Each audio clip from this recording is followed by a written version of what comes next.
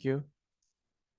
तो बिस्मिल्लाहिर्रहमानिर्रहीम। तो सबसे पहले टेस्ट की डिस्कशन का जो मकसद है वो ये है कि आपके अंदर एक कॉमन सेंस को क्रिएट करना, कि एमसीक्यूज की जो नौइयत है वो आप समझो। ये नहीं है कि बगैर किसी, वो क्या कहते हैं ना, किसी ट्रेनिंग के आप एमसीक्यूज को हर बार अटेम्प्ट करो। तो डेफिनेटली मैं हर बार बताता हूँ कि आपके पास नंबर ऑफ वेज हैं एमसीक्यूज के देखने के, जिसमें एलिमिनेशन मेथड है, इंट्यूटिव थिंकिंग है, फिर आपके पास अप्रोक्सीमेशन मेथड्स हैं। डेफिनेटली आपका प्रीवियस जो आपने प्रिपेयर किया हुआ है उसी बेस पे ही आप अटेम्प्ट करोगे। तो मैं हर बार, अभी वैसे इम्प्रूवमेंट आई है, सारों की इम्प्रूवमेंट आई है, 85 तक अप्रोच कर रहे हो और ये बड़ी अच्छी बात है। और जिन लोगों को, मैं फिर से बता रहा हूँ, देखो, एक एक कोको कोला कंपनी वाला भी पहली बार जब कोको कोला बनाता है तो वो साल में 25 बोतलें बेचता है। तो अब वो Coca Cola one of the best brand है जो कि बिकता है।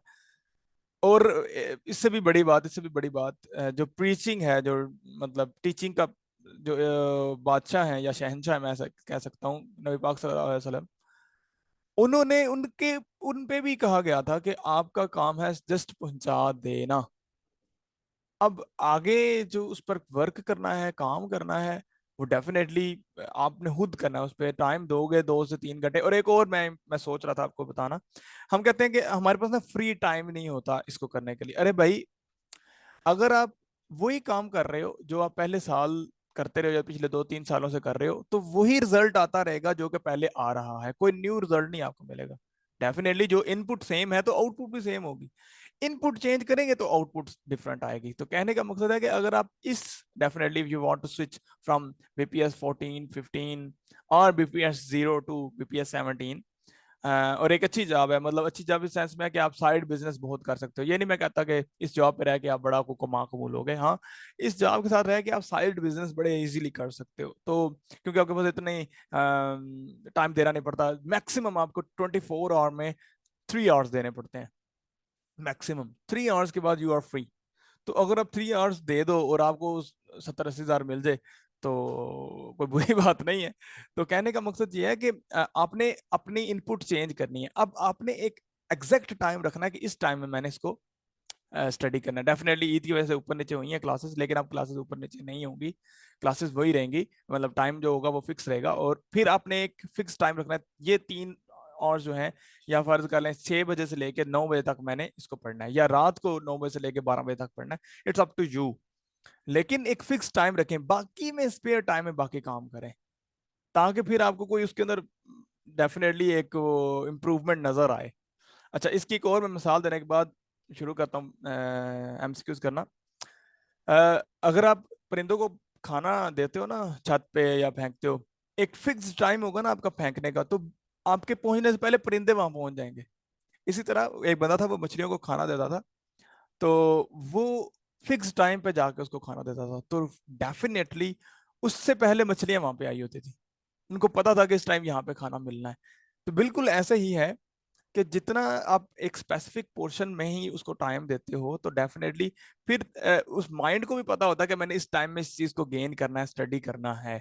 और जैसे मैंने कल आपको बताया कि जो आपकी गुड लक है ना, वो भी directly proportional to the hard work है।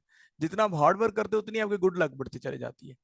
तो नो डाउट डायरेक्टली प्रोपोर्शनल है, लेकिन एक फिर भी साइन आता है मल्टीप्लाई बाय 0। लेकिन आप डेफिनेटली किसी का, मतलब मोस्ट स्पेसिफिकली पेरेंट्स के साथ आपकी अच्छे डीलिंग नहीं है, तो आपकी वो जो प्रेयर का पोर्शन होगा वो आउट हो जाएगा। प्रेयर का पोर्शन अगर आउट होता तो मल्टीप्लाई बाय 0 हो जाएगा, जितनी भी आपकी मेहनत होगी खड्डे में लग जाएगी। तो कहने का मकसद यह है कि ये चीजें बड़ी मल्टीपल चीजें हैं जो कि हम सोचते नहीं है, और ये आपकी जिंदगी पे अफेक्ट कर रही होती हैं। ओके, तो फर्स्ट बात क्या है, in spring mass system displacement of mass m at time t has this one. आपके पास फंक्शन डिस्प्लेसमेंट का दिया हुआ है जो कि है x is equal to x not cos omega t। Okay good. What will the velocity at that time? तो बहुत ही सिंपल है, मैंने आपको बताया था कि जस्ट टाइम डेरिवेटिव लेना है, कोई और बला बलो नहीं करनी है। तो मैं इसका जस्ट टाइम डेरिवेटिव ले लूंगा, तो मेरे पास सिंपल आ जाएगा cos ओमेगा t। तो इसको मैं अगर, सिंपल है, इसको मैं साइन ओमेगा टी से एंड हो जाएगा। तो माइनस साइन इज इंपॉर्टेंट, क्योंकि अगर आपकी इनिशिएशन पॉइंट ये है तो उस पॉइंट पे आपकी वेलोसिटी डेफिनेटली इस तरह से डिफाइन की जाएगी। तो जस्ट एक डेरिवेटिव लेना था तो आपके पास ऑप्शन आ जाता था, तो बाकी ज्यादा ऑप्शन आपके कोई माने नहीं रखते। तो डेफिनेटली ये चीज बताई भी हुई है, और इसको अगर आप यूज करते हो तो कोई इशू नहीं होगा। बट अगला बहुत मजे का क्वेश्चन है, the time period of horizontal spring mass system of mass m and spring constant k, if we increase the mass by 2 the time period will be। इसमें से मैं एक सीधा साधा मैंने जो ट्रैप रखा हुआ था वो ये था, the time period does not depend upon time। अब बंदे जाकर ठक लगे हैं उसके ऊपर, जिन्होंने लेक्चर शायद नहीं लिया हुआ था, या जिसने ये नहीं सीखा कि अरे भैया हॉरिजेंटल स्प्रिंग मैस सिस्टम है, उसका टाइम पीरियड होता है T is equal to 2 pi m/k, ना कि पेंडुलम जो कि L/G। उसकी लेंथ पे डिपेंडेंस है, मैथ पे डिपेंडेंस नहीं है, लेकिन स्प्रिंग मैथ सिस्टम जो है उसकी मैथ पे डिपेंडेंस है डेफिनेटली। तो जब आप मैथ को इंक्रीज करोगे, टी प्राइम ले लेते हैं, तो आप मैथ को इंक्रीज करोगे 2m/k, तो डेफिनेटली आपके पास जो वैल्यू आएगी वो आ जाएगी 2√t, जो मेरे पास पहला वाला पुराने वाला टी है। तो आपके पास जो टाइम पीरियड होगा वो √2 टाइम बढ़ जाएगा। ठीक है, तो ये आपके पास सिंपल ऑप्शन आंसर आ जाएगा। ओके, तो नेक्स्ट है, ये बड़े मजे के, बड़ा मजे का है। The maximum speed of the of mass m executing simple harmonic motion is v naught. What will be the speed of mass when it is halfway to the amplitude? Oh wow! अब क्या है, हमने speed निकालनी है, और हमें पता है कि एट एनी इंस्टेंट तो स्पीड किसके बराबर होती है, v is equal to v not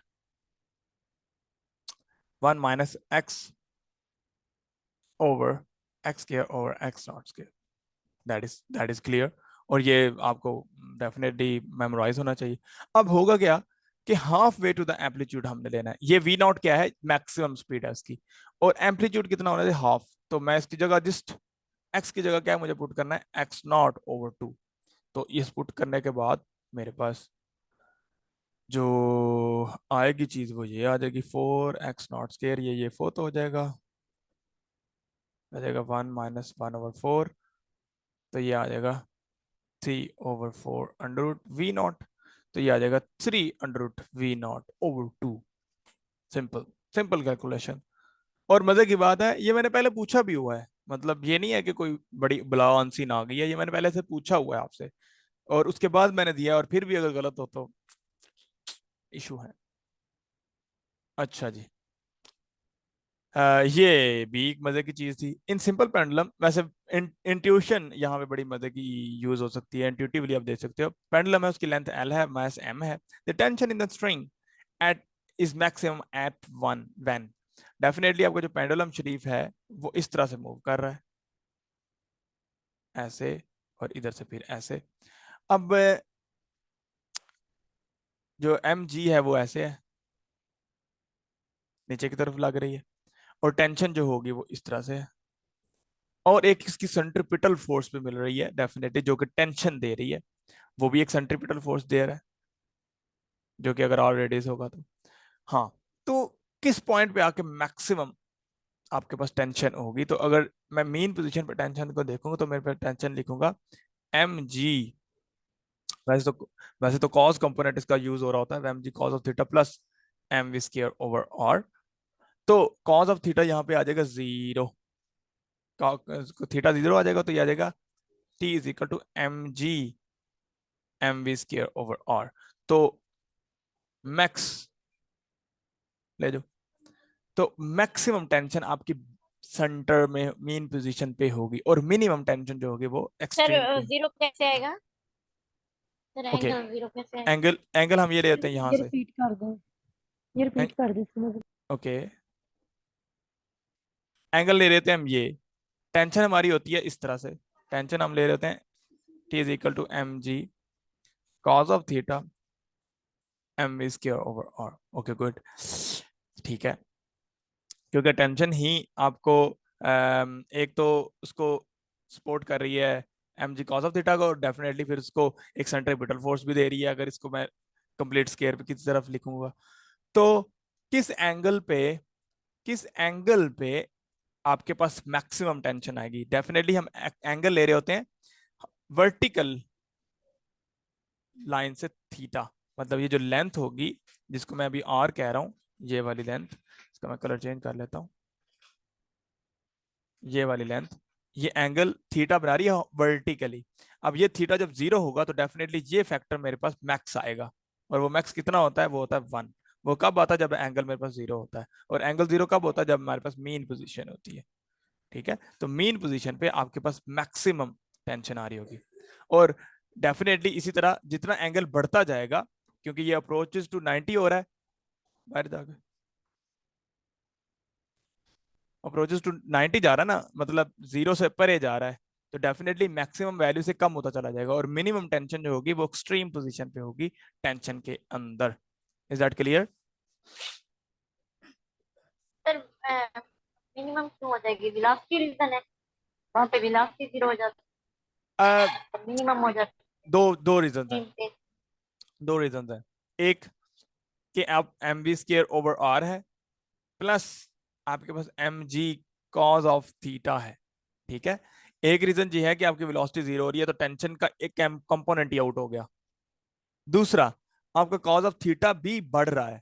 cause of theta जितना बढ़ेगा, मतलब जीरो से लेके 90 को जब अप्रोच कर रहा होता है, तो cause of theta maximum value से मीन के 1 से जीरो तक अप्रोच कर रहा होता है, तो इसका मतलब है आपकी कॉज ऑफ थीटा की वैल्यू भी कम की तरफ जा रही होती है। तो दोनों फैक्टर उसके अंदर इंक्लूड होते हैं। आपकी एक तो वेलोसिटी जीरो, तो ये फैक्टर ही आउट।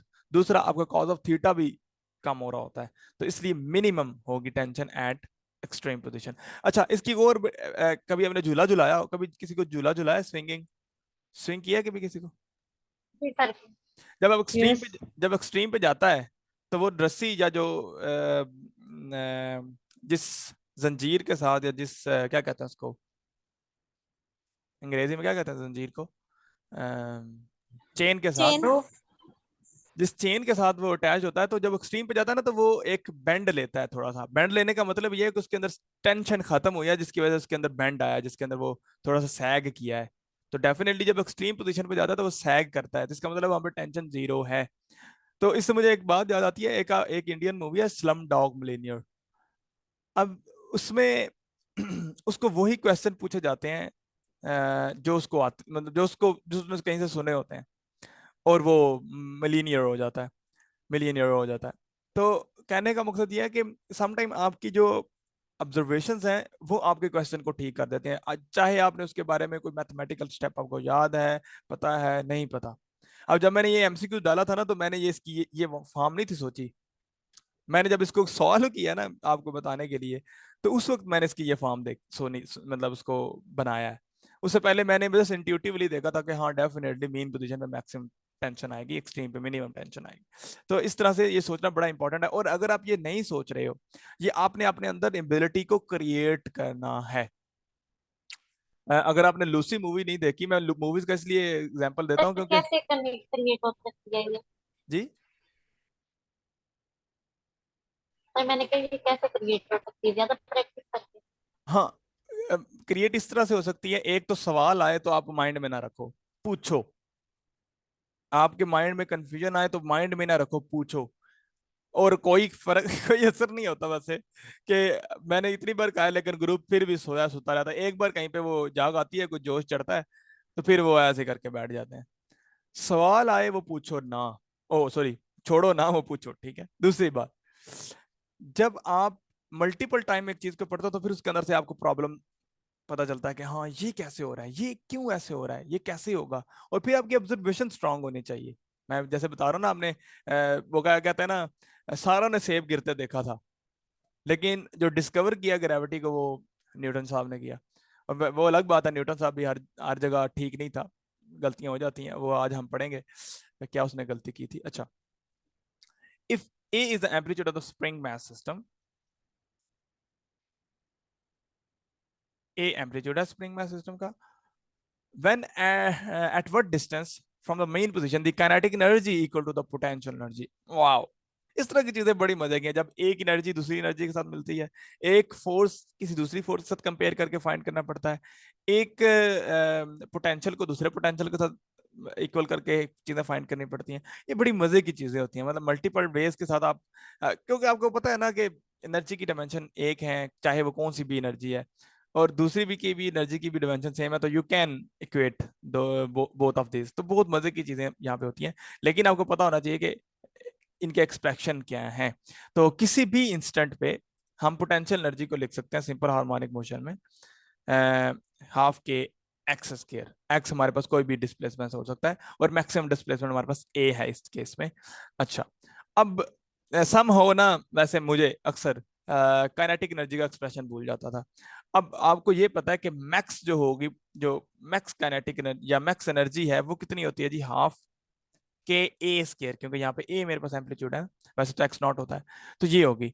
तो डेफिनेटली अगर ये पोटेंशियल एनर्जी सर है ए तो एक्स नॉट मीन्स यहाँ, सर जो बुक में एक्स नॉट लिखा हुआ है वो ये ए ही है ना?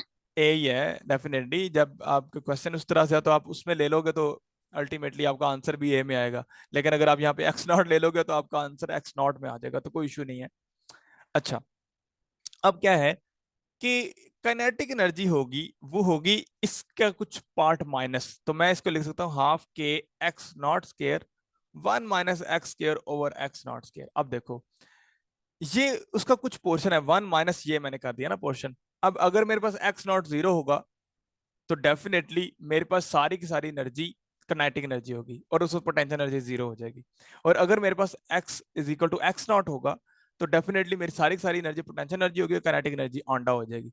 तो ये चीज बड़ी इंपॉर्टेंट है आपको देखने के लिए। और अगर आपको वैसे फार्मूला याद नहीं है तो इस चीज के साथ आप देख सकते हो कि मुझे मैंने ये सही लिखा है या नहीं लिखा। ओके, गुड हो गया। अब ये दो एनर्जीज हैं at any displacement x. Okay, अब इसको हमने जस्ट इक्वेट करना है और फाइंड करनी है एक्स की value in the form of x not या ए नॉट। अब मैं एक्स नॉट की जगह ना ए लिख लेता हूँ, क्योंकि यहाँ पे एम्पलीट्यूड ए दिया हुआ है। ये मैंने ए कर लिया, इधर भी मैंने ए कर लिया। अब मैंने इसको इक्वेट करना है, तो के एक्स स्केयर हाफ के ए स्केयर ओवर 1 - एक्स स्केयर ए स्केयर। वाह, तो बड़ी जिंदगी आसान हो गई है, ये कट गया है। तो इसको मैं लिख सकता हूँ x square over a square is equal to 1 - x square over a square. Well, ये पोर्शन मैं इसको उठा के इधर ले आता हूँ, तो आ जाएगा 2 a square over x square over a square is equal to 1। तो इससे मैं लिख सकता हूँ कि x square over a is equal to 1/2। तो अंडर रूट शरीफ ले लेंगे, तो ये मेरे पास आ जाएगा 2x/a is equal to 1/√2, and this will give us x is equal to a/√2। Good. तो इसका मतलब है कि इस पॉइंट सर पे ये 1/2 के हम्म एक्स स्केयर आपने लिखा है, हम्म ये काइनेटिक एनर्जी की वैल्यू एट कौन सी? इस इंस्टेंट पे या मैक्स? सर जो ये 1/2 k x square is equal to 1/2 k A square, वो तो पता है ना काइनेटिक एनर्जी की वैल्यू, जो हम्म इधर साइड पे लिखे हैं। नहीं समझ आई, एक बार फिर से पूछिएगा। सर वो वाली वैल्यू, सर ये हमने लिखा है ना पहले पोटेंशियल एनर्जी फिर काइनेटिक एनर्जी, यस, उसके बाद वाला जो स्टेप है ओके ओके, गुड गुड, उसमें जो हमने लेफ्ट साइड पे लिखा। ठीक है ठीक है। अब वो क्या कह रहा है? ठीक है, good good question. Kinetic energy, kinetic energy कब इक्वल होगी टू द पोटेंशियल एनर्जी? किस पॉइंट पे काइनेटिक एनर्जी पोटेंशियल एनर्जी के इक्वल होगी? तो हमने फाइंड करना है वो डिस्प्लेसमेंट जिसमें काइनेटिक पोटेंशियल के इक्वल आ जाए। तो मैंने इस स्टेप में क्या किया, ये मेरे पास पोटेंशियल का पार्ट है और इक्वल कर दिया मैंने काइनेटिक एनर्जी के पार्ट के। ये काइनेटिक एनर्जी का पार्ट है ये वाला, और इसको मैंने इक्वल कर दिया किसके? सॉरी, ये पोटेंशियल एनर्जी का पार्ट है, सॉरी सॉरी, ये पोटेंशियल एनर्जी का पार्ट है, और इसको मैंने किसके ठीक है, इक्वल कर दिया? काइनेटिक एनर्जी के। और कहने सॉल्व किसके लिए करना है? ठीक है सर, थैंक यू। डिस्प्लेसमेंट के लिए in the form of maximum amplitude, जो कि टाइप एम्पलीट्यूड ए है हमारे पास। गुड, तो हमारे पास आंसर आ जाएगा। अब ये बड़ी इंपॉर्टेंट चीज है, शुरू शुरू में ना, क्योंकि हमने प्रैक्टिस नहीं की होती ना, तो हमें पता नहीं होता कि हमने फाइंड क्या करना है। तो definitely at what distance from the main position से कौन सा डिस्टेंस होगा, तो डेफिनेटली एक्स डिस्टेंस है, और वो इन द फॉर्म ऑफ ए हमने फाइंड किया है। अच्छा, इसके अंदर ट्रैप बता क्या था?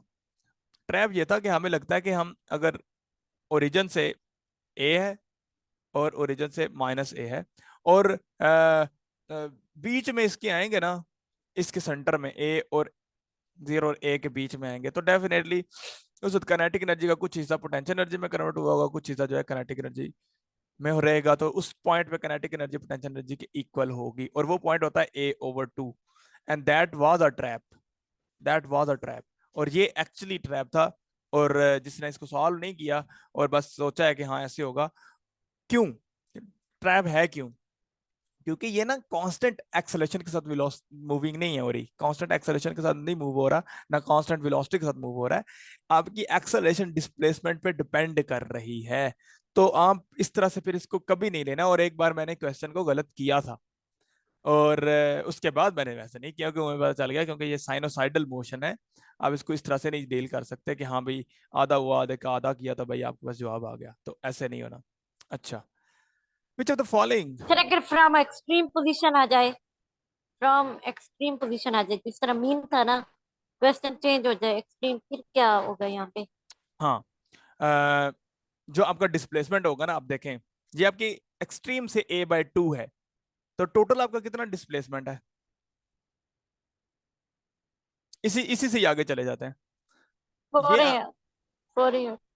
क्या, सॉरी किस बात की? सर नहीं, आप बताएं। A0 से A, तो ये था मेन पोजीशन से A/2। अब मुझे बताएं टोटल कितना है,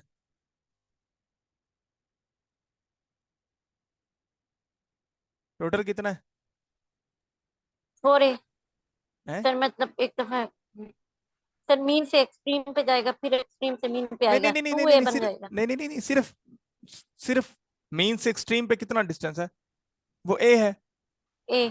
ठीक है। जी। और मीन से वो पॉइंट जहां पे आपके पोटेंशियल एनर्जी इक्वल आ रही है काइनेटिक एनर्जी की, वो है A/√2। तो फिर बाकी वाला पोर्शन कितना होगा भैया? जी, A minus A minus under कर दें। अंडर 2, तो आप सॉल्व कर लोगे। तो आप बजाय के लंबे चक्करों में पढ़ोगे, आप इधर से ही रिवर्स कर लो। अंडरस्टैंड? जी सर। Good, good. अब ये चीजें आप माइंड में आई हैं, पूछी हैं, और आपको नई चीज एक मिली है, ठीक है। Okay, which are the following quantity change when system undergoes the damp oscillation? Damped oscillation का मतलब ये है कि आपकी ऑसिलेशन जो है वो आहिस्ता आहिस्ता आहिस्ता आहिस्ता खत्म हो रही है। ओके, तो इस डैम्पिंग में एक तो नजर आ रहा है कि हमारा जो मैक्सिमम एम्पलीट्यूड है वो आउट हो रहा है, और अगर एम्पलीट्यूड आउट हो रहा है तो हमने अभी पोटेंशियल एनर्जी शरीफ को पढ़ा है।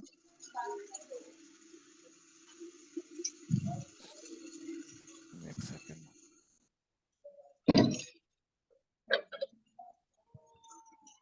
ओके, तो एक हमने पोटेंशियल एनर्जी को पढ़ा है 12 k x0 स्क्वायर, मैक्सिमम जो पोटेंशियल एनर्जी है। इसका मतलब है कि एनर्जी एम्पलीट्यूड पे ही डिपेंड कर रही है, जितना बड़ा एम्पलीट्यूड उतनी ज्यादा एनर्जी। तो इसका मतलब है कि डेफिनेटली एनर्जी भी डिपेंड करती है। अब रहे भाई फ्रिक्वेंसी की, फ्रिक्वेंसी के लिए डेफिनेटली ये मैंने इसलिए पॉइंट इसमें इंक्लूड किया क्योंकि ये डिस्कस हुआ था, क्योंकि फ्रिक्वेंसी जो है वो भी आपकी डिपेंड कर रही होती है। अगर डैम्पिंग हो रही है तो आपकी फ्रिक्वेंसी चेंज होगी। फॉर एग्जांपल उसको जैसे लिख सकते हैं, हम वो ऐसे लिखते होते हैं, ओमेगा स्क्वायर माइनस B/2m²। अब B जो है ना, वो आपके पास ड्रैग कोफिशिएंट है। अगर आपकी डैम्प हो रही है तो डेफिनेटली कोई रेजिस्टेंस होगी जिसकी वजह से डैम्पिंग हो रही है। अब यहाँ से एक बात ये इंट्यूशन की भी चल जाती है कि हाँ मेरा एक ऑब्जेक्ट मूव कर रहा है और उसको अब रेजिस्टेंस का सामना करना पड़ रहा है, तो डेफिनेटली वो स्लो मूव करेगा अब, ठीक है। तो जब वो स्लो मूव करेगा, रुकने तो रुक भी रहा है लेकिन वो स्लो मूव कर रहा है, क्योंकि उसको रेजिस्टेंस मिल रही है, आगे मूव करने से भी पीछे मूव करने से भी उसका टाइम पीरियड बढ़ जाएगा। जब टाइम पीरियड बढ़ेगा तो फिर फ्रिक्वेंसी डेफिनेटली कम हो जाएगी बाय माइनस साइन, ठीक है। तो डेफिनेटली फ्रिक्वेंसी भी चेंज होगी, तो आपके पास इसमें आएगा ऑल अबव। तो सारी की सारी वैल्यू चेंज होती है। हाँ, एक बात ठीक है, स्मॉल डैम्पिंग अगर इफेक्ट हो, स्मॉल डैम्पिंग हो, तो ये जो फैक्टर है B/2m, डेफिनेटली ये अप्रोचेस टू जीरो हो जाएगा, तो हम इग्नोर कर सकते हैं, इग्नोर कर सकते हैं। इसका मतलब ये नहीं है कि फ्रिक्वेंसी इक्वल है। इग्नोर करने का मतलब है कि हाँ हम अप्रोक्सीमेट कर सकते हैं अपने सिस्टम को इजी करने के लिए, लेकिन चेंज होती है। ओके, अच्छा। और ये क्वेश्चन पता कब पूछा था? ये हुमा ने पूछा था और हुमा ने इस सेंस में पूछा था कि वो कह रहे थे कि एक मेंबर ने मुझे कहा कि ऑसिलेशन, जो जो भी सिस्टम ऑसिलेट कर रहा होता है वो पीरियोडिक होता है, और that is not the case.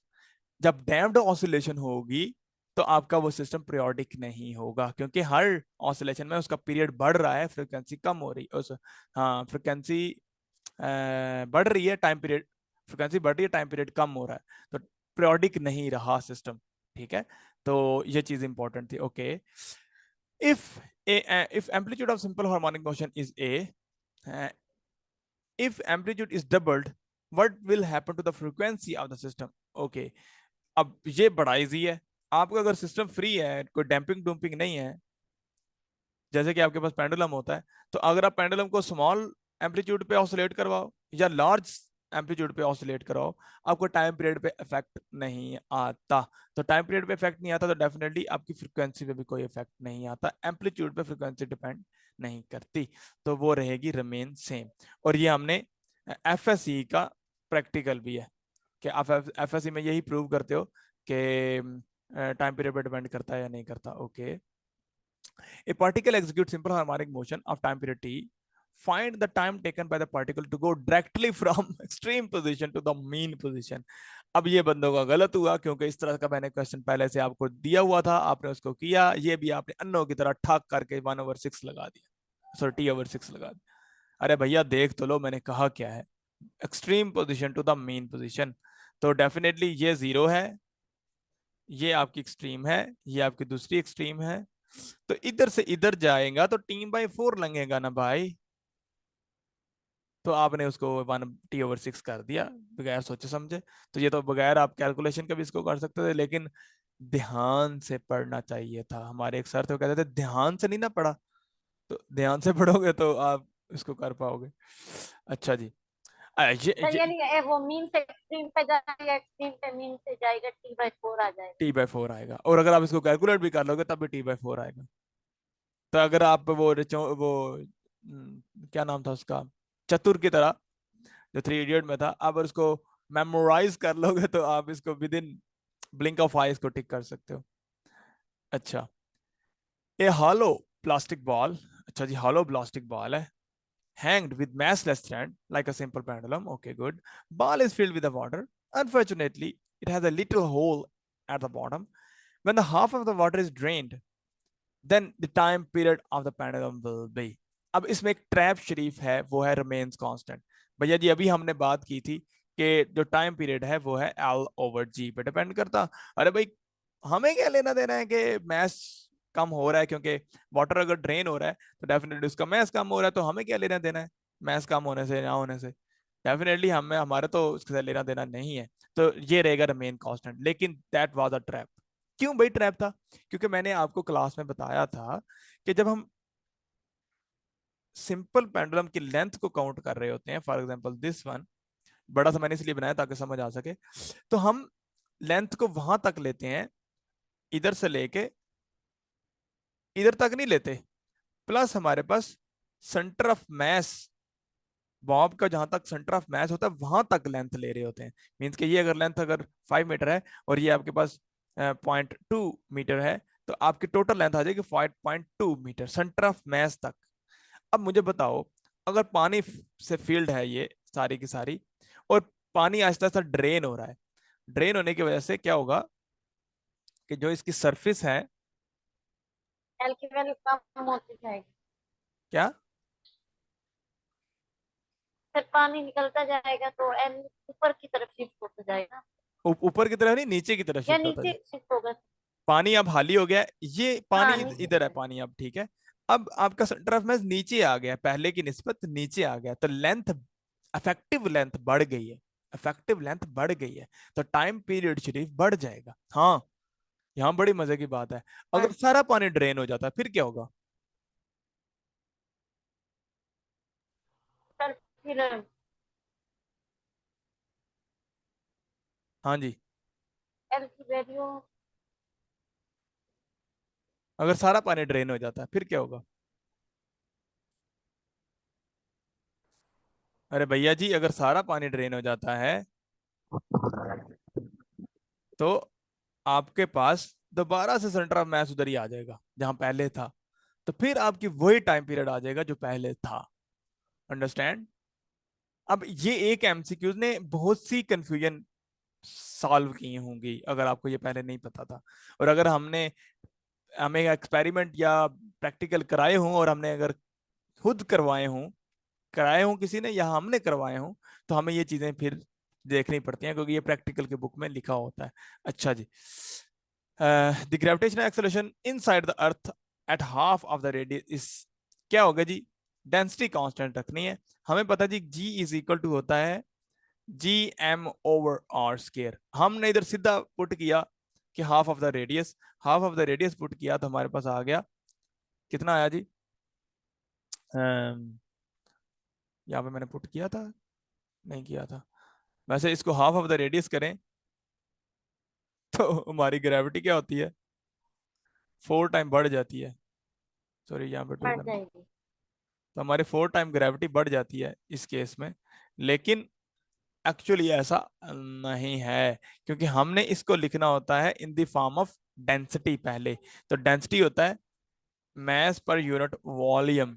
तो वॉल्यूम क्या होता है? 4/3 पाई और क्यूब। तो इसको मैं इस तरह से लिख लेता हूं, तो मेरे पास मास आ जाएगा, वो क्या आ जाएगा? 4/3 पाई r³ रो। इसको मैंने यहां पे पुट किया, 4/3 pi r³ rho over over what? Over r square. ठीक है। अच्छा जी, अब ये हमने आर आर से फोर्थ कर दिया, तो मेरे पास आ जाएगा g is equal to 4/3 pi g rho R. अब ये मजे की चीज है। अब क्योंकि आप अंदर चले जाओ, जहां मर्जी चले जाओ, अब अगर अंदर चले जाओ तो रेडियस कम हो रहा है, ठीक है, हो रहा है कम, डेंसिटी तो नहीं चेंज हो रही। आपकी डेंसिटी तो वही है सरफेस की, या पूरी पूरी अर्थ की डेंसिटी तो वही है। अब अगर यहाँ पे आर की जगह पे 2 पुट करते हो, तो आपकी जो ग्रेविटेशनल एक्सेलरेशन होगी वो हाफ हो जाएगी। तो आपके पास जो ऑप्शन आएगा वो आएगा g/2। ये बड़े मजे का क्वेश्चन था। अब थोड़ा सा आपको जो है ना वो कैलकुलेशन करनी पड़ेगी, और इतना लंबा काम नहीं है। अगर आपको पता है ना कि डेंसिटी किसके बराबर है और पुट कैसे करना है, तो you will do it in within a minute. अच्छा जी, at extreme position in the spring mass system which of the following combination is true. अब यहाँ पे भी आपने समझ लिया कि पूरे सिंपल हार्मोनिक मोशन का मैंने पूछ लिया, और ये मुश्किल नहीं था, वैसे काफी लोगों ने इसको ठीक किया था। एक्सट्रीम पोजीशन है तो डेफिनेटली आपकी वहां पे काइनेटिक एनर्जी अंडा हो जाएगी, पोटेंशियल एनर्जी मैक्सिमम हो जाएगी, और डिस्प्लेसमेंट भी मैक्सिमम हो जाएगा। तो option is the this one. Okay, अब ये सिंपल है, ये आपको वैसे भी याद होना चाहिए। At Atwood machine one can find the tension in the rope by but by using that formula. और ये आपको वैसे मेमोराइज भी होना चाहिए, और अगर नहीं होगा तो डेफिनेटली आप इसको फाइंड कर सकते हो। तो ये हो गया। इसको आपने देख लेना 9th क्लास में, तो मैं इसलिए नहीं करवा रहा, आपने इसको देखना। ये बड़ा मजे का था, और ये मैंने बताया था। Two spring with constant K1 and K2 joined in series. तो जब भी सीरीज में ज्वाइन करते हैं तो आपके पास ओवरऑल इफेक्ट जो होता है वो कम होता है, मींस के जो इक्विवेलेंट जो K होगा वो कम आता है। तो we get the equivalent K is equal to 1/K2 1/K1 plus 1/K2। तो इसको अगर मैं लिख लूं तो K1/K2 K1 K2 K2 plus K1 के इक्विवेलेंट। और अगर मैं इसको सीधा कर लूं तो आ जाएगा k equivalent is equal to K1 K2 over K1 plus K2, and that is the whole story. और एक्चुअली यहाँ पे ट्रैप जो था ना वो ये लग रहा था, क्योंकि वेलोसिटीज में 2, जब हम वेलोसिटीज की एवरेज लेते थे तो यहाँ पे 2 आ रहा होता था, तो मुझे लगा कि शायद आप उसको फॉलो करके इसको ठीक कर लोगे, लेकिन मोस्ट ऑफ द स्टूडेंट्स का जो ये ठीक था। तो that is the correct option and that was not okay. Restoring force of simple harmonic motion when particle is at, ठीक है, कब होती है जी? मैक्सिमम। डेफिनेटली जब रिस्टोरिंग फोर्स होगी मैक्सिमम कब होगी? जब आपके पास मैक्सिमम डिस्प्लेसमेंट पे होगे आप। ठीक है, तो क्रॉसिंग द मीन पोजीशन आपके पास आंडा होगी, हाफ वे भी डेफिनेटली नहीं होगी। तो मैक्सिमम जो डिस्प्लेसमेंट होगा वहां पे आपके पास मैक्सिमम जो होगी वो रिस्टोरिंग फोर्स होगी। Okay, to make the frequency double of horizontal spring mass system we have to, frequency double करनी है भाई। क्या करेंगे? तो फ्रिक्वेंसी हमने डबल करनी है, तो हमारे पास क्या होता है, किसके बराबर होता है जी, ओमेगा इज इक्वल टू के ओवर एम है। तो फ्रिक्वेंसी डबल करनी है तो हमें मैथ क्या करना पड़ेगा, हाफ या 1/4 करना पड़ेगा। अब क्योंकि मैंने मैथ की बात कर रहा हूँ, रिड्यूस द मैथ नहीं, quadruple the mass no, double mass no, half the mass no, 1/4 करोगे तो आपके पास जो फ्रिक्वेंसी होगी वो हाफ पे जाएगी। तो इसमें से कोई भी ऑप्शन नहीं था, तो that is the correct option is the none of these. अच्छा जी, a particle executing simple harmonic motion of time period t, find the time taken by the particle to go directly from the mean position to the half of the amplitude। और ये definitely आपने इसको किया होगा।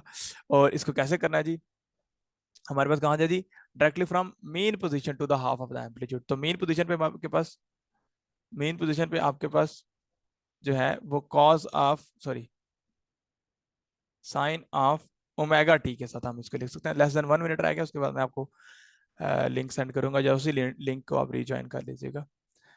अच्छा, तो इसमें क्या करते हैं कि हमने क्या करना है,